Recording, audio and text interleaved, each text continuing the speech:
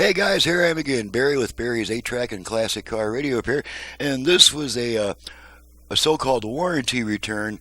Customer said that unit would not change tracks. I didn't even have to take it apart. I took it out of the box and it changes tracks just fine. Let's go ahead and pop in some Neil Sedaka and make sure.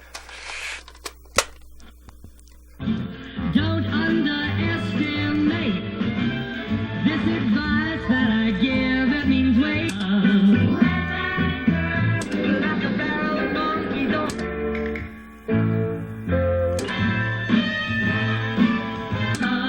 How like a if it don't come and kiss me too. Okay, then the customer also provided his own tape, and I noticed that he had the tape almost all the way in, and it would not hold it in because the eject button needed to be pressed to reset the mechanism. Let's go ahead and pop the customer's tape in here.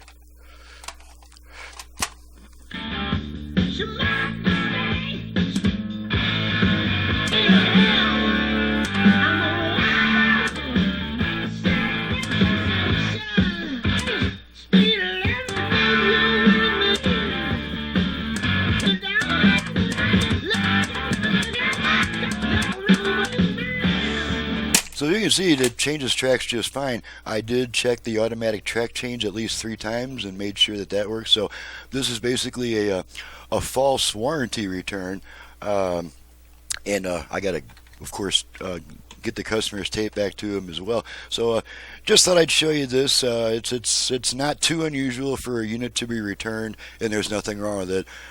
Trouble on the customer's end. Maybe he's not too familiar with the operation or whatever. But at any rate, this thing's still working just fine. So thanks so much for watching and listening, and we'll see you guys next time.